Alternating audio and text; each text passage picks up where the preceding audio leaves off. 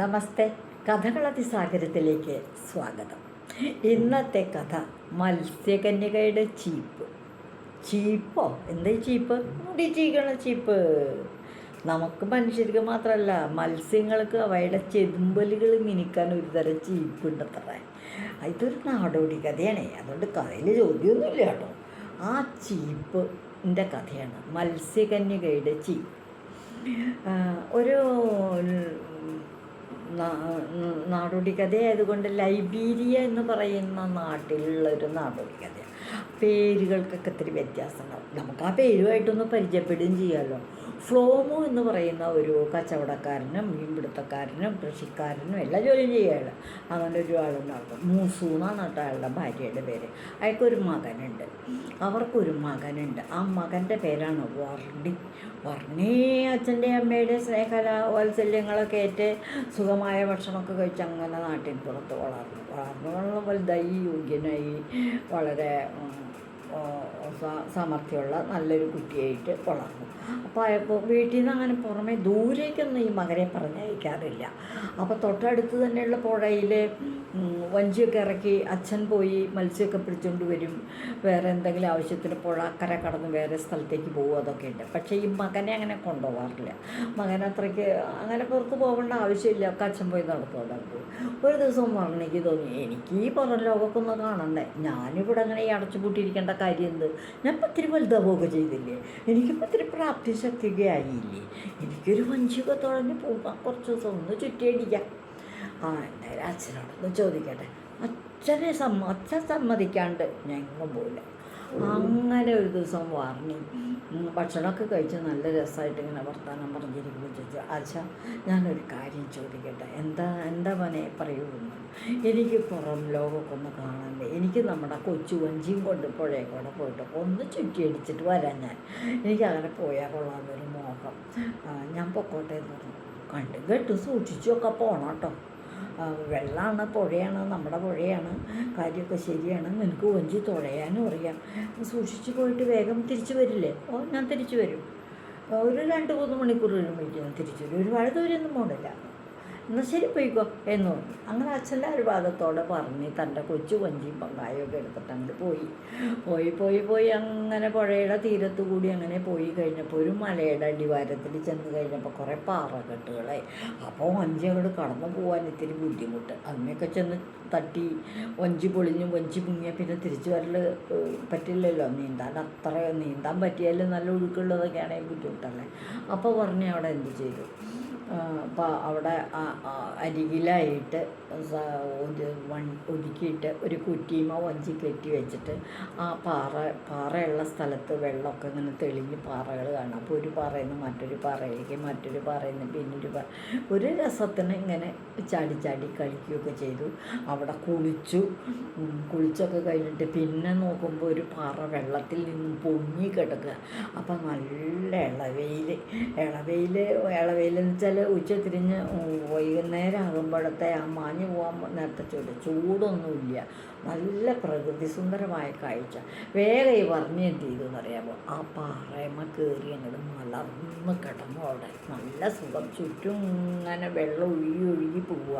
അപ്പോൾ വെള്ളം ഇങ്ങനെ ഓരോ കല്ലുമ്പോൾ തട്ടുമ്പോഴത്തെ ആ ജിൽ ജിൽ ജിൽ ജിൽ എന്നുള്ള വെള്ളത്തിൻ്റെ ഒഴുക്കിൻ്റെ ശബ്ദവും ഇതൊക്കെ കേട്ട് അവിടെ ഇങ്ങനെ മലർന്ന് കിടന്ന് മാനത്തേക്ക് നോക്കി ഇങ്ങനെ കിടക്കാൻ നല്ല രസം തോന്നി. അങ്ങനെ അവിടെ കിടന്നു. അങ്ങനെ കിടന്നിട്ട് വെറുതെ ഇങ്ങനെ അടുത്തുള്ള ചുറ്റുമുള്ള കാഴ്ചകളൊക്കെ കണ്ട് കിടക്കുമ്പോൾ അടുത്ത് തന്നെ വേറെ ഒരു പാറയുണ്ട്. അതേപോലെ ആ പാറയുമേണ്ട് ഒരു ചീപ്പ് ഇരിക്കണം. ചീപ്പോ ഇതാരെവിടെ ഒന്ന് മുടി ചീകണേ വിചാരിച്ചാരാന്ന് മനസ്സിലായില്ലേ. വേഗം എണീറ്റ് കിടന്നോണ കണ്ട, വേഗം എണീറ്റു, വേഗം നീന്തി ചെന്നിട്ട് ആ ചീപ്പ് എടുത്ത് നോക്കിയപ്പോൾ തിരക്കണില്ല, നല്ല ചീപ്പാണ് എന്ന് കരുതി വേഗം ആ ചീപ്പും കൂടി കയ്യിലെടുത്ത് തിരിച്ച് വീട്ടിലേക്ക് പോരുകയും ചെയ്തു. ഇവിടെ വന്നിട്ട് ചീപ്പ് കിടക്കണം മുറിക്കകത്ത് കൊണ്ടുവന്ന് വെച്ചു. ആരോടൊന്നും പറഞ്ഞൊന്നുമില്ല.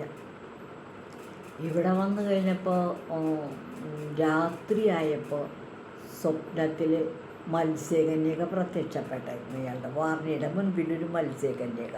എന്നിട്ട് വിളിച്ചു, വാർണി, ഞാൻ ആരാന്ന് മനസ്സിലായോ നിനക്ക്? ഇല്ലല്ലോ, ഞാൻ മനസ്സിലായില്ല, എനിക്ക് മനസ്സിലായില്ല എന്നൊന്നു. ആ, എന്നാൽ നീ ഇന്ന് പാറപ്പുറത്തുനിന്ന് ഒരു ചീപ്പ് എടുത്തോണ്ട് വന്ന. ഉവ്വ്, അതെൻ്റെ ചീപ്പാ. നിങ്ങളാരാന്ന് ചോദിച്ചു. ഞാൻ ആ വെള്ളത്തിൽ പുഴയിൽ നീന്തി കളിച്ചുകൊണ്ടിരിക്കണ ഒരു മത്സ്യകന്യകയായിരുന്നു. ഞാൻ അപ്പുറത്തേക്ക് മാറിയപ്പോൾ എൻ്റെ ചീപ്പ് ഞാൻ ആ പാറപ്പുറത്ത് വെച്ചു. അതാ നീ എടുത്തോണ്ട് വന്നത്. ഞാൻ നിൻ്റെ പുറകെ വന്നിട്ട് രാത്രിയാവാൻ കാത്തിരിക്കുകയായിരുന്നു നിന്നോട് പറയാൻ.